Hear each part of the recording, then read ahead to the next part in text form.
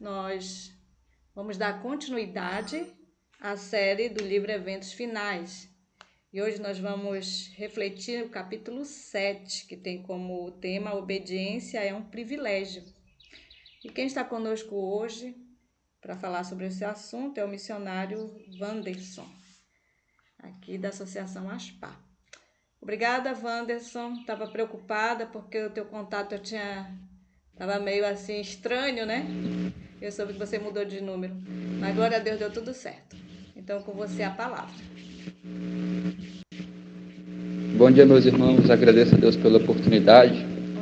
Bom dia. Eu ainda estou com o mesmo... Ok. Eu ainda estou com o mesmo número aqui, meu telefone queimou. Hoje pela manhã eu vou estar indo buscar lá onde arruma, né? Eu só conserto o telefone.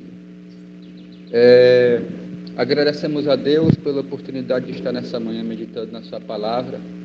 E estou feliz por mais uma vez estar participando aqui com vocês. A questão da obediência. Será que algum desobediente vai entrar no céu?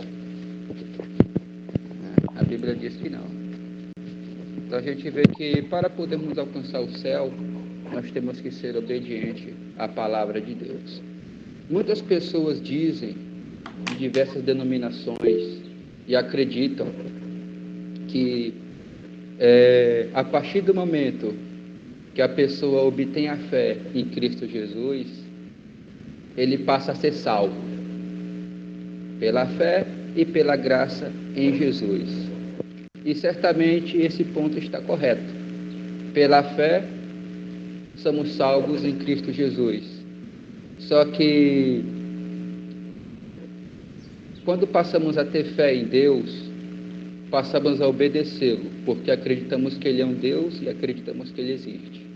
Mas a partir do momento que passamos a ter fé, mas não obedecemos os seus preceitos, essa fé, ela se torna uma fé morta, se torna presunção.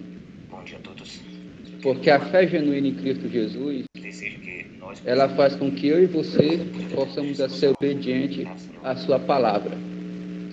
E eu quero dizer também que nós estamos vivendo em um tempo difícil, em uma nova era, em uma geração perversa e uma geração corrupta. E nós vemos que no meio da sociedade, no meio das pessoas, vemos aí diversos acontecimentos, às vezes dentro da nossa casa, o nosso lar, os nossos filhos, não vou dizer nossos, né? Porque eu ainda não sou pai. Vou colocar aqui, os filhos de muitas pessoas hoje são desobedientes, não obedecem aos pais, os pais dão conselhos e os filhos desacatam a autoridade do pai em casa. E o que acontece quando um pai ou uma mãe dá um conselho para uma filha? Minha filha, olha, esse cidadão que você está se envolvendo, ele não é uma boa pessoa, a gente já conhece as obras dele, a gente sabe como ele é, então se você ir, não vai dar certo. E o que acontece quando a filha desobedece o pai e a mãe nesse preceito? Com poucos dias ela volta grávida para casa. Isso é o que está acontecendo dentro da sociedade devido à desobediência, porque não ouviram o conselho dos pais, correto? E nós temos um preceito que a lei de Deus, elas são conselhos de vida para que vivamos. Ela não salva, mas ela mostra o nosso pecado e através dele enxergamos a Cristo em nossa vida e nosso caráter ele é transformado. Não terás outros deuses diante de mim é um conselho. Honrar pai e mãe é um conselho, que é o 5º mandamento. Não matar é um conselho. Não cobiçar é um conselho. Não falarás falso testemunho ao teu próximo também é um conselho. Já pensou se as pessoas, a humanidade, nunca tivessem ouvido falar dos conselhos de Deus? A geração já é perversa. E se esses conselhos não existissem, como ia ser? ia ser uma desgraça, pior do que está hoje, né? Então nós vemos que para podermos assim adquirir uma perfeição em Cristo Jesus, nós precisamos ter uma certa obediência à sua palavra. Porque se não tivermos uma certa obediência, certamente nós pereceremos. Porque desobedientes eles não vão entrar no reino dos céus. 2 Coríntios, capítulo 5 e versículo 17, está escrito: se alguém está em Cristo, nova criatura é, e as coisas velhas já se passaram, e eis que tudo se fez novo. Nós precisamos ser uma geração renovada pelo poder de Jesus Cristo. Nós vemos aqui que quando uma pessoa ele está em Cristo, muitas vezes ele não sabe a ocasião da sua conversão. João 3, capítulo 8, diz que o vento assopra onde quer e ouve a sua voz, mas não sabes de onde vem nem para onde vai. Então nós vemos que assim é todo aquele que é nascido do Espírito de Deus. Então, para nos tornar obediente à palavra do Senhor, o que nós temos que fazer? Nós temos que ser obedientes. Pode alguém ser obediente quando não ama? De maneira nenhuma. Se nós não conhecermos a Jesus, se não conhecermos a Cristo, é impossível segui-lo. Você vai seguir alguém que você não conhece? É o que eu pensei. Não. Como que conhecemos a Jesus? Através da sua palavra. Muitos querem ser salvos, mas são poucos que buscam a palavra de Deus. E essa é uma realidade no mundo religioso. Hoje a gente vê muitas pessoas pregando de diversas denominações e as pessoas eles querem ser salvos, mas não querem se esforçar para obter a salvação. Isso é um fato triste, porque o Espírito de Deus com a vontade do homem. Quando a pessoa agora sente vontade de ser transformado, agora Deus ele concede força. Mas só podemos obter a transformação se buscarmos a palavra de Deus. Porque aqui se encontra o poder que capacita para que nós possamos ter um caráter renovado. Diz aqui, conquanto a obra do Espírito seja silenciosa e imperceptível, seus efeitos são manifestos. Se o coração for renovado pelo Espírito de Deus, a vida dará testemunho dele, de forma geral. Se bem que nada possamos fazer para mudar o coração ou pôr-nos em harmonia com Deus, se bem que não devamos absolutamente confiar em nós mesmos ou em nossas boas obras. Nossa vida revelará a sua graça de Deus e Ele vai habitar em nós. A mudança do caráter, ele é formado de hábitos. Se desenvolvermos bons hábitos, nosso caráter ele vai ser transformado. Será um caráter positivo, um caráter em harmonia com o de Deus. O que o caráter faz? Ele revela quem somos, más ou boas pessoas. E nós vemos que, devido à consequência do pecado, a nossa tendência é mais para o mal do que para o bem. Mas qual a natureza que vence? A natureza em que você mais alimenta. Se você alimenta mais o lado espiritual, ele vai prevalecer. Mas se eu alimento mais o lado carnal, ele também vai prevalecer. E a nossa luta é constante aqui dentro. Quem que possui um bom coração? Com quem gostamos de conversar?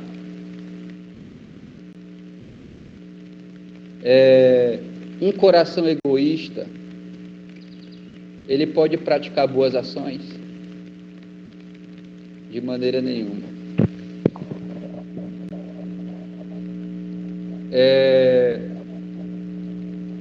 Com quem estão os nossos pensamentos? Sobre o que nós gostamos de conversar?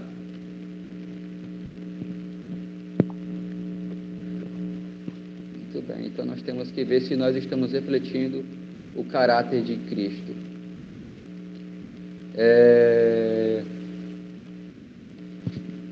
Nós temos que almejar a imagem de Jesus, possuir seu Espírito, cumprir sua vontade e agradar-lhe em todas as boas coisas. Diz aqui em Gálatas 5, 22 e 23. Quem tiver a sua Bíblia pode acompanhar. Diz assim que os que se tornam novas criaturas em Cristo Jesus produzirão os frutos do Espírito. E quais são os frutos do Espírito? Amor, alegria, paz, longanimidade, benignidade, bondade, felicidade, mansidão e domínio próprio. E essas pessoas não se conformarão por mais tempo com as consciências anteriores, mas pela fé do Filho de Deus seguirão as suas pisadas e vão refletir o seu caráter e se purificarão, assim como Jesus Cristo é puro. Nós estamos vivendo em uma era que o caráter do ser humano, ele tem que ser moldado. O caráter, ele tem que ser transformado, porque o meu e o seu caráter define quem você é. Nosso caráter define quem somos. Precisamos obter o Espírito de Cristo, um espírito de mansidão e também um espírito de humanidade, de bondade. Nós estamos vivendo em um período de tempo em que o mundo precisa de pessoas justas. Nós temos que ter uma noção de que a justiça, ela traz que a santificação, ela é uma consequência da justiça. Quando passamos a ser justos, passamos a ser santificados, né? Temos um exemplo em Cristo Jesus. Por que Jesus ele se tornou um ser humano mais justo? Porque Jesus Cristo ele foi humano, a natureza dele foi carnal. Por que Jesus ele se tornou justo? Porque ele perdoou. Isso ele fez justiça. E outra questão, João 3,16, que Deus amou o mundo de tal maneira que deu seu Filho unigênito para que o mundo não pereça, mas que seja salvo. Jesus Cristo ele amou tanto o mundo que ele perdoou uma geração corrupta e uma geração pecaminosa. Então, através disso, nós vemos que Deus é justo. Se Jesus Cristo ele não fosse justo, ele ia ser santo? De maneira nenhuma, porque a santidade é uma consequência da justiça. Então, o que nós precisamos fazer? Olhar para Cristo, ver nele a sua justiça e querer ser como ele. Adquirir os frutos do amor e da bondade. Por que eu estou falando essas coisas? Porque nós só conseguimos obedecer a Jesus se nós o amarmos. Se a gente não amar Jesus, não tem salvação para mim nem para você. Isso é um assunto muito delicado. Diz aqui, ó. Deixa eu ver.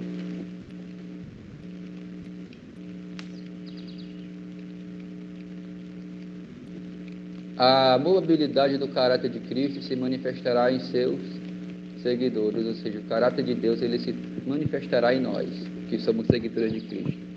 Era seu deleite fazer a vontade de Deus.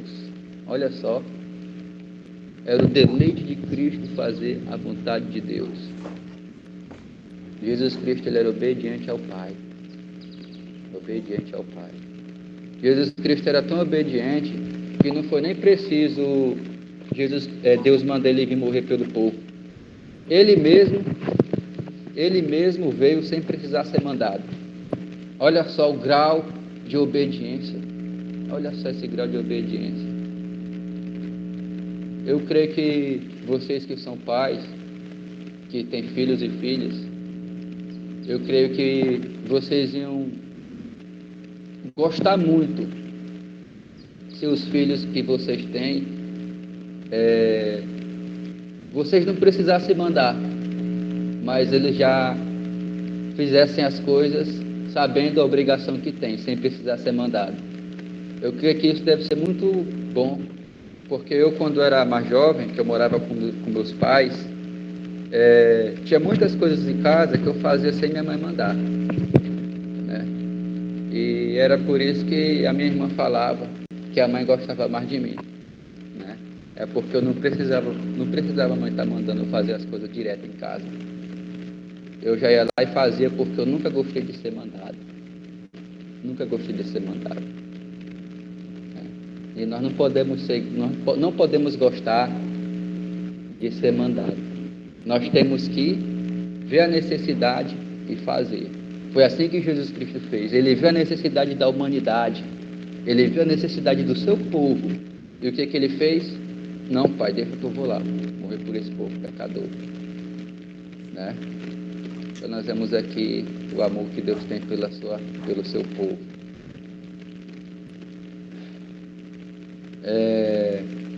No coração renovado pela graça divina, o amor é um princípio da ação.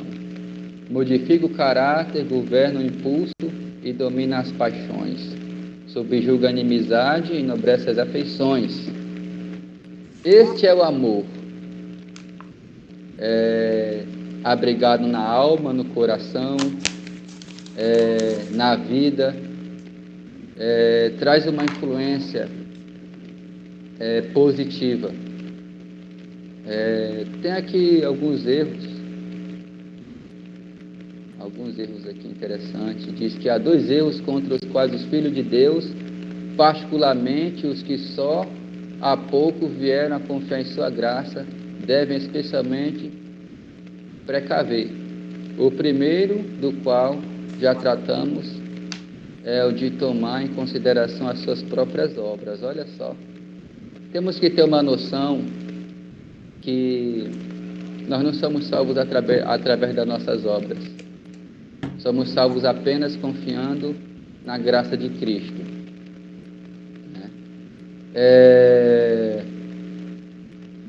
Aquele que procura tornar-se, por suas próprias obras, guardador da lei, tenta o impossível, porque nós não conseguimos guardar a lei de Deus pelas nossas próprias obras, porque nós não conseguimos. Tem outro erro aqui também que é muito perigoso. Como eu falei no começo, não sei se vocês perceberam, mas isso aqui eu falei no começo da nossa pequena meditação. Diz aqui, ó.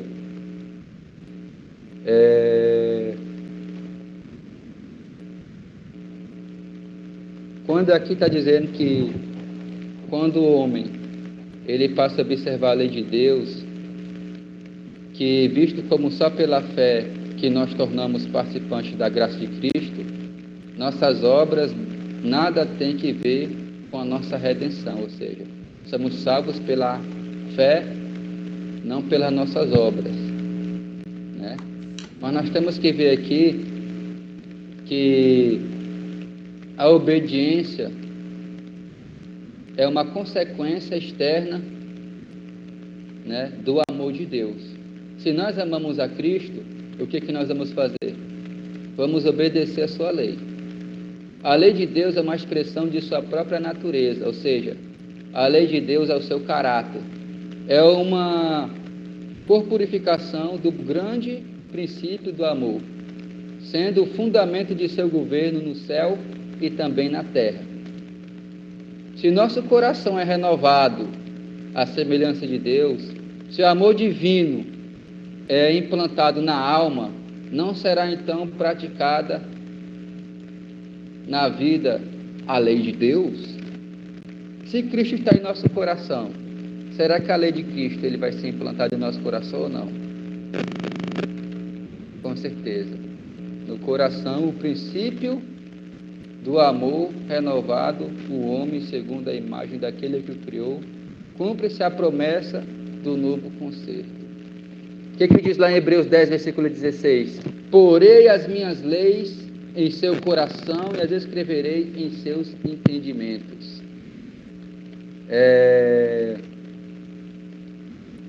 Em seus entendimentos.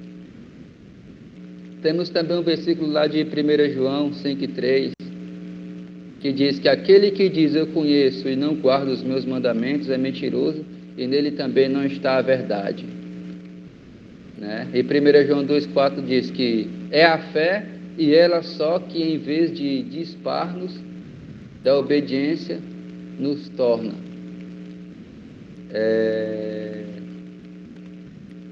Isso. Não ganhamos a salvação por nossa obediência própria, pois a salvação ela é o quê? Ela é um dom gratuito de Deus e que obtemos pela fé. Se passamos a acreditar em Deus, passamos a ter fé nele, certo? A obediência é um fruto da fé. Qualquer que permanecer nele não peca. Qualquer que permanecer em Cristo não peca. Qualquer que pecar não o viu nem o conheceu. Né? Aí é que está a verdadeira prova. Tem uma chamada fé que fala que ela é presunção. Eu falei no começo da pregação, eu vou falar agora. Está em Efésios 2, versículo 8, está em Tiago 1, Tiago 2 também, capítulo 2, versículo 17. Diz aqui que a chamada fé em Cristo, que desobriga os homens da obediência a Deus, não é fé, mas é presunção. Isso é interessante, né? Quando a pessoa passa a ter fé em Deus e crê que só porque agora você tem fé e agora você não precisa mais fazer nada, então isso agora é presunção. Isso não existe. Porque quando temos fé em Deus, passamos a ser obedientes à sua própria palavra. Diz aqui, pela graça nós somos salvos, por meio da fé. A graça de Cristo ela é para todos que têm fé. Entendeu? Como é que Deus agora a graça dele vai servir para alguém que não acredita nele? Muito difícil.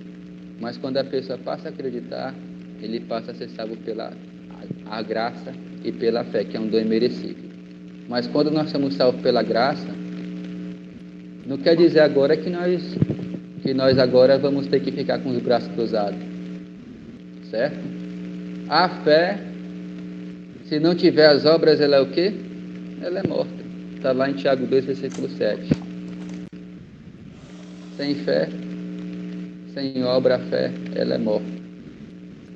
Jesus disse a si mesmo, antes de descer à terra, deleita-me em fazer a tua vontade, ó Deus. Onde está escrito? Salmos 40, versículo 8. Deleita-me em fazer a tua vontade, ó Deus meu. Sim, a tua lei está dentro do meu coração. A lei de Deus está dentro do coração do próprio Cristo. Então, por que agora, se nós somos salvos pela graça e pela fé em Deus, vamos ter que deixar de obedecer?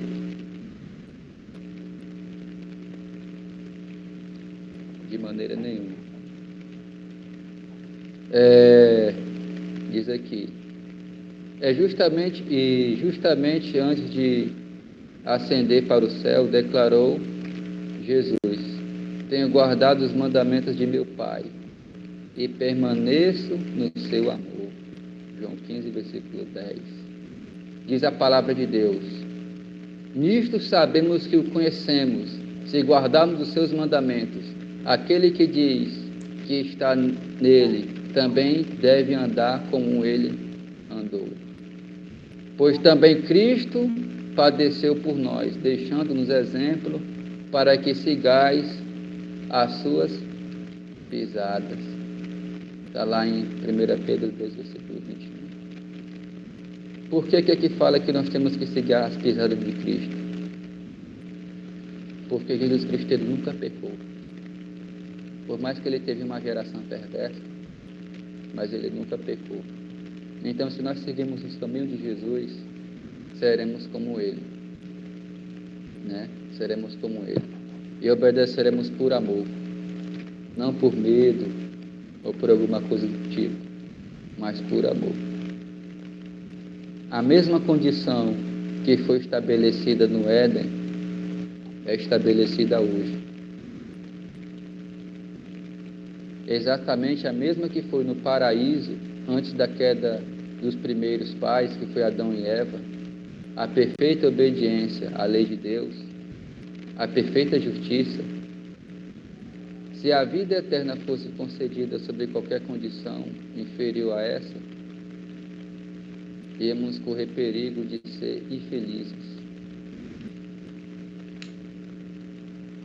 Por que Adão e Eva pecou? Porque foram desobedientes a Deus. Eles foram desobedientes a Deus, transgrediram um dos princípios da lei de Deus. Não honrou o Pai. Não honrou o Pai, desobedeceu. E assim também é a geração de hoje. Só que o mesmo preceito que foi estabelecido no Éden é estabelecido hoje, que é a questão da lei de Deus. Nós vamos ser julgados por essa lei. Então nós temos que ter ela em nosso coração. Diz aqui que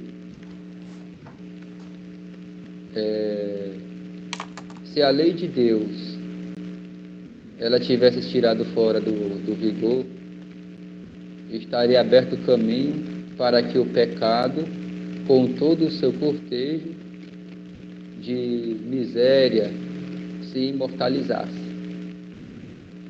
Já pensou se a lei de Deus não existisse? O que ia acontecer? O pecado ia se imortalizar.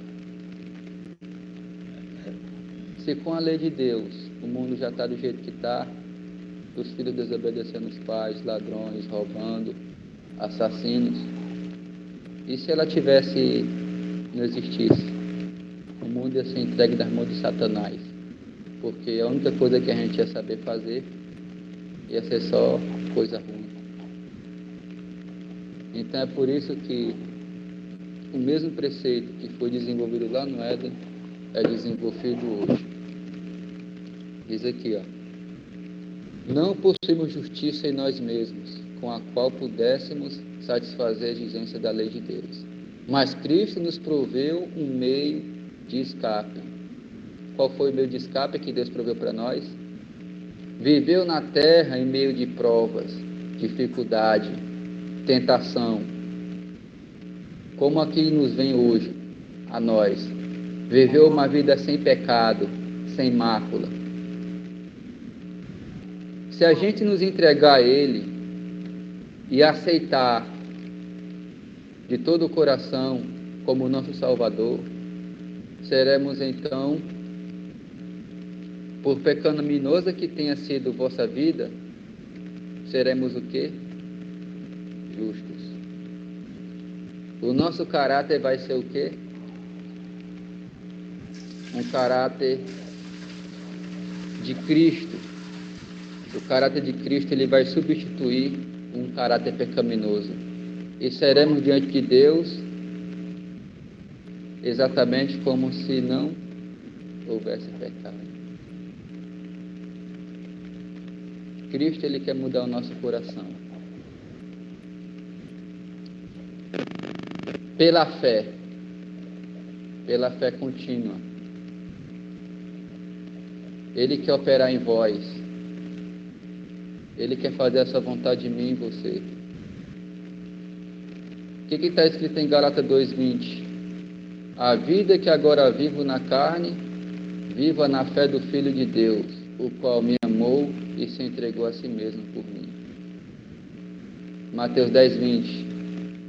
Disse Jesus a seus discípulos: Não sois vós quem falará, mas o Espírito de vosso Pai é que fala em vós. Assim, atuando Cristo em vós, manifestarei o mesmo Espírito e praticarei a mesma obra de justiça e obediência. Nada temos em nós mesmos.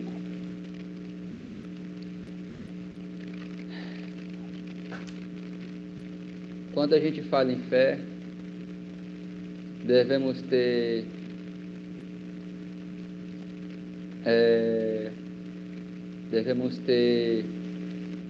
uma distinção. Existe a crença de uma fé, existe uma crença, uma espécie de crença que é inteiramente diversa da fé. A existência e poder de Deus e veracidade de suas palavras são fatos que, mesmo Satanás e seus exércitos, não podem sinceramente negar. Diz a Bíblia em Tiago 2,19, que também os demônios creem, que estremecem. Mas isto não é fé. Onde existe não só a crença na palavra de Deus, mas também uma submissão à sua vontade. Quando somos submissos à vontade de Deus, passamos até a fé verdadeira. Essa é a diferença da fé falsa e fé verdadeira. A fé verdadeira, você é submisso à palavra. Você vive dentro da palavra, você vive o que está escrito. A fé falsa, você crê e fica esperando vir um vento do céu. E não segue o que está escrito. Como é que agora nós vamos ter fé e o que está escrito não vai valer mais? Isso não existe. Isso não existe. Quanto mais perto a gente chegar de Jesus, tanto mais cheio de faltas vai parecer aos nossos olhos, porque vossa visão será mais clara e vossas imperfeições servirão em amplo e vivo contraste com a sua natureza perfeita. A prova de que os enganos de Satanás perderão seu poder, que a influência vivificante do Espírito de Deus está a despertar em vós. Nós vamos poder obedecer a Jesus Cristo somente se Ele habitar em nós. Então seremos obedientes às suas palavras. Nós precisamos ter um caráter renovado. Somente a justiça de Cristo pode fazer isso em nós. Muitas pessoas dizem que têm fé em Cristo, mas é uma fé morta, porque não tem obra.